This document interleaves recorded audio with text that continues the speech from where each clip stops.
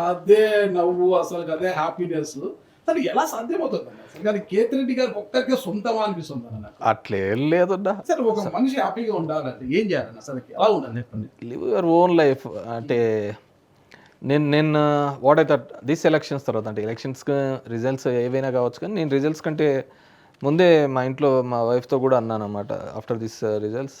So it's 45 years అంటే మనిషిగా యాక్టివ్గా ఉన్న జీవితంలో సగం వరకు వచ్చేసినట్టున్నాము. సో ఇప్పుడున్న మన లైఫ్ మనం బతుకుదాం, we will go to ever మనకు లైక్ ఉన్న చోటంతా కూడా బాగా పెద్దగా బ్రెయిన్కి ఎక్కించుకోకూడదు అనే పద్ధతికి ఉన్నాను. అంటే మొదటి నుంచి కూడా దవే ఈ టెన్షన్స్ చిన్న చిన్నవన్నీ కూడా పెద్దగా నేనేం లోడ్గా తీసుకోను కాబట్టి ఐ విల్ బి హ్యాపీగా లైఫ్. అప్పుడు చూసి ఎమ్మెల్యే గారు గుర్రం స్వాధీనం చేశారు, ఇప్పుడు చూసి ఓడిపోయాక హ్యాపీగా టైం వేస్ట్ చేయకూడదు, సమయం లేదు మిత్రమా అన్నట్టుగా వచ్చిన పైలట్ శిక్షణ కూడా తీసుకున్నారు. అసలు ఏంటి అసలు మొత్తం కూడా ఇట్స్ నా ప్యాషన్. నాకు పైలట్ కావాలనేది ఒక ప్యాషన్. సో నాకున్న కన్స్ట్రెంట్తో ప్రైవేట్ పైలట్ లైసెన్స్ తీసుకోవడం జరిగింది. సో అది కూడా మన వీడియో కూడా అప్లోడ్ చేసినాం ఫస్ట్ సోలో అయిపోయిన తర్వాత. సోషల్ మీడియా వచ్చింది, ప్రధానమైన ఎలక్ట్రానిక్ మీడియాస్లో సో ఇట్స్ నా హాబీ. అంటే నాళ్ళు ఆ సొసైటీ కోసము దీనిల కోసమే కాదు కదా, నాకు కొన్ని రుచులు ఉంటాయి, నాకు కొన్ని ఆలోచనలు ఉంటాయి కాబట్టి దాని ప్రకారం it's my passion.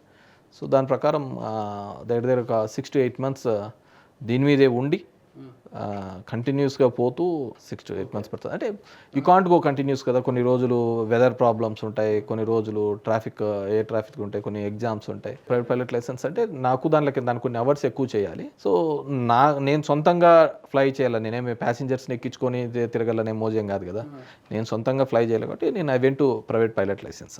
Commercial pilot కావాలంటే ఎన్ని గంటలు మనం బేసిక్గా 200 hours చేయాలి. అది 200 ఇది 60 to 80 hours ఇది చేయాల్సి వస్తుంది.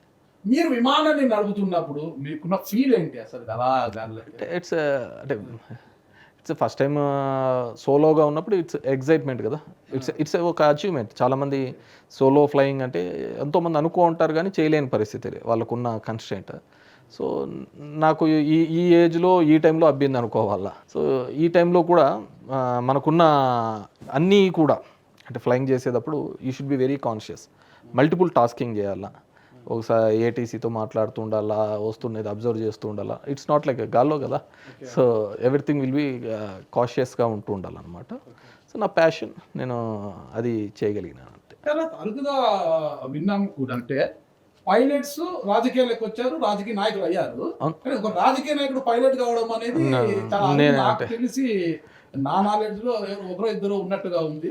ఒకరిద్దరు కూడా లేరని నేను అనుకుంటున్నా. నేను ఎతికిన రికార్డ్స్ లో పైలట్స్ చాలా మంది పొలిటీషియన్స్ అయినారు, పొలిటీషియన్స్ పైలట్ అయినది ఎవరు లేదన్నమాట. ఓకే, సో అది కానీ కేతిరెడ్డి గారు దక్కింది అనుకోవచ్చా? అనుకోవచ్చు. మన ఇండియా లెవెల్లో చూస్తే, ఇంకా మన తెలుగు రాష్ట్రాల్లో చూస్తే చాలా మంది పెద్ద ఇంట్రెస్ట్ చూపరు కదా, ఎందుకు ఈ టైంలో ఎందుకు, అది ఎలా ఉంటుందో.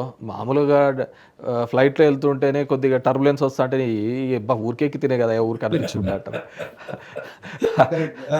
అట్లాంటిది ఎందుకు అని అనుకుంటా అంటారు కదా, దట్స్ ద రీజన్. అంటే ఒక పైలట్ కావాలి, పైలట్ శిక్షణ తీసుకోవాలని అంటే మీరు చదువుకుంటున్న రోజుల నుంచి ఉందా, అంటే ఎమ్మెల్యేగా ఓడిపోయిన తర్వాత ఆసక్తి కలిగింది అసలుకి? ఎమ్మెల్యే ఓడిపోవడం కంటే ముందు కూడా చాలా ఉన్నాయి కదా నాకు హాబీస్. నాకు బేసిక్గా డ్రైవింగ్ కానీ లాంగ్ డ్రైవ్స్కి వెళ్ళడం హాబీ.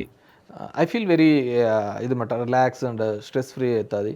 సో నాకు అట్లా ఫ్లయింగ్ అనేది కూడా చేయాలి అని చెప్పేసి, నాకు హార్స్ రైడింగ్ ఏ విధంగా ఒక ప్యాషన్గా ఉందో ఇది కూడా అలాగ ఒక ప్యాషన్గా అనమాట. ఎందుకంటే కేతిరెడ్డి గారు రాజకీయాలకు రాకపోయి ఉంటే ఏమన్నా పైలట్ అయ్యేవారు? అట్లేం లేదు. అదంతా ఒక 10 సంవత్సరాల ఒక 5 ఏళ్ళ కిందటే వచ్చింది అనుకోండి ఫ్లయింగ్ చేయాలని చెప్పేసి.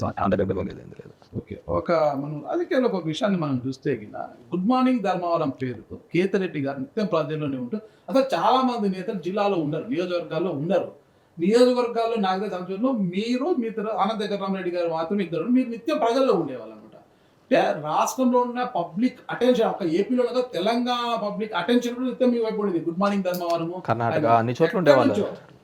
నేను ప్రత్యేకంగా చూసిన ఒకసారి మీ ఇంటర్వ్యూకి వచ్చినప్పుడు తూర్పు గోదావరి జిల్లా నుంచి వచ్చిన మహిళలు పట్టు చీరలు కొనడానికి వచ్చిన మహిళలు అవును, ఇంతకుముందు మీ దగ్గరకు వచ్చి ఫోటో దిగడానికి వచ్చారు. ఇంతకుముందు కూడా ఒకసారి మాట్లాడుకున్నాము. అట్లా చాలా మంది ఇప్పటికీ వస్తుంటారు. నేను ఇక్కడ ఉన్నా కానీ ఎక్కడున్నా కానీ సార్ ఇట్లా వచ్చినాం సార్, ధర్మవరంకి వచ్చినాము, వేరే పుట్టపర్తికి వచ్చినప్పుడు ఇట్లా కలిసాము, ఇట్లా లేకుంటే చీరలకు వచ్చినప్పుడు కలిసాము, లేకుంటే మీకోసమే వచ్చినాము అని చెప్పేసి వస్తూ ఉంటాను. ఒక యునిక్ ప్రోగ్రామ్గా రాజకీయ నాయకులు అనేవాళ్ళు జనం దగ్గరికి వెళ్ళాలి అనే ఒక ఆలోచన ఎక్కడ ఉండదు కాబట్టి అది కొత్తగా వింతగా కనపడింది. నాకైతే అది గత 15 సంవత్సరాలుగా చేస్తున్నాను కాబట్టి నాకేం పెద్ద వింతగా అనిపించలేదు. It's my course. Jaganmohan Reddy గారు గడప గడపకు వైఎస్ఆర్ కాంగ్రెస్ పార్టీ అని చెప్పడం కన్నా ముందే మీరు గడప గడపకు చుట్టేశారు. అవును, దిస్ ఇస్ నేను 2008 నుంచే చేస్తున్నానండి. 2008 నుంచే చేస్తున్నాను. మీకు కూడా ఇది కాబట్టి, కానీ అప్పుడు ఈ సోషల్ మీడియా ప్లాట్ఫామ్స్ ఇవన్నీ లేవు. సో అప్పుడు కూడా నేను గుడ్ మార్నింగ్ ధర్మవరం పేరుతోనే తిరుగుతున్నాను. సో ఆ సోషల్ మీడియా ప్లాట్ఫామ్స్ మీరు 2013 నుంచి ఉన్నాయి.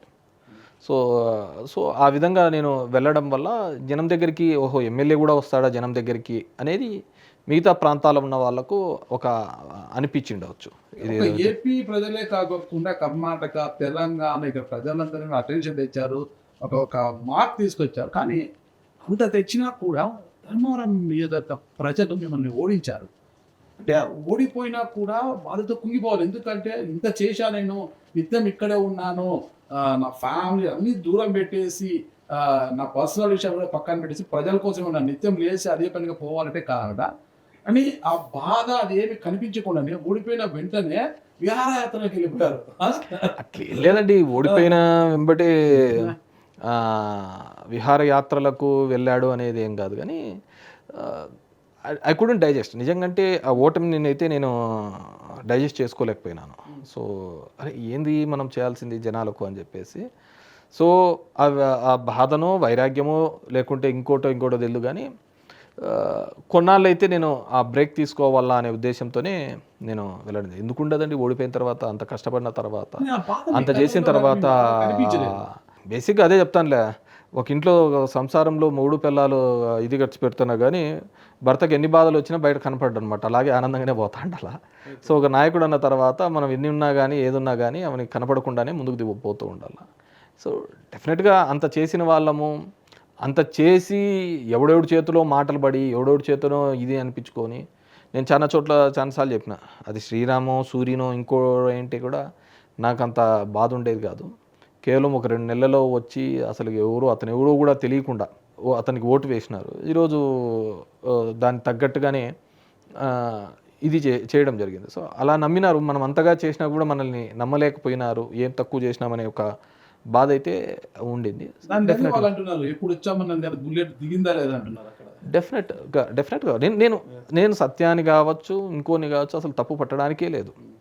ఎందుకు తప్పు పట్టాలి? మా దగ్గర సరిగ్గా లేనప్పుడు బుల్లెట్ దింపినాడా లేదా అనేది కాదు. అతను దింపినాడు కరెక్టే, అతను తప్పు పట్టేకి లేదు. వేసిన దేవుడు మాది తప్పు కదా. ఇప్పుడు చంద్రబాబు నాయుడుకి హామీలు ఇచ్చినాడు, ఆయన చెయ్యడు. ఫస్ట్ టైం కాదు కదా, దిస్ ద 4th టైం. కానీ జనం వేస్తున్నారు కదా. ఇప్పుడు జనాలందరూ పథకాలు రావటం లేదని బాధపడుతున్నారు అంటే చంద్రబాబు నేచర్ అది. చంద్రబాబు నేచర్ కన్విన్స్ చేయడం. ఒకసారి కాదు, 2 సార్లు కాదు, 3 సార్లు కాదు, 4 సార్లు కాదు. నేనేదో అద్భుతం చేసేస్తానని కన్విన్స్ చేసినాడు కాబట్టి వేసినారు. ఇప్పుడు ఇక్కడ సత్య కూడా నేనేదో పైన ఢిల్లీలో ఇంత, ఇక్కడింత అని చెప్పినాడు. సో దానికి కన్విన్స్ అయి ఉండొచ్చు. సార్ కేతిరెడ్డి అయితే ఇంతకంటే ఏం చేస్తాడేమో అని అనుకోండొచ్చు. ధర్మవరంకి ప్రభుత్వ ఆయుర్వేద వైద్యశాల ఎక్కడ నేను చూడలేదు ఇంతవరకు. సంవత్సరం కావస్తుంది, ఇంతవరకు కూడా మేజర్గా అతను తెచ్చినది ఏంది లేదు. నేను తెచ్చిన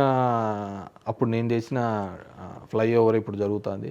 నేను తెచ్చిన రిజర్వాయర్ ఇంకా పని చేయకోకుండా అలాగే ఉంది. ఇంకా చాలా ఉంది మేనిఫెస్టో. అతను జూన్ 4 వాళ్ళు ప్రమాణ స్వీకారం ఎప్పుడో చేశారు. ఆ రోజు చెప్దాంలే అతను చెప్పిన హామీలు అని జస్ట్ రిమైండ్ చేద్దాంలే అనుకున్నా. మెడికల్ కాలేజ్ చేస్తామన్నాడు, రింగ్ రోడ్స్ చేస్తా అన్నాడు, చాలా చెప్పడం జరిగింది. ఇండస్ట్రీస్ తెస్తా ఉన్నాడు. ఇప్పటికైతే నెలకు 2 రోజులు వస్తాడు అంతే. అవి వచ్చేది ఎప్పుడో నిదానం చూసుకోవాలి. ప్రతి దానికి ఇప్పుడు నిత్యం వద్దనుకున్న వాళ్ళను వద్దనుకున్నారు. ఏదో చేసేస్తామన్న అతను నెలకు 2 రోజులు వస్తున్నాడు.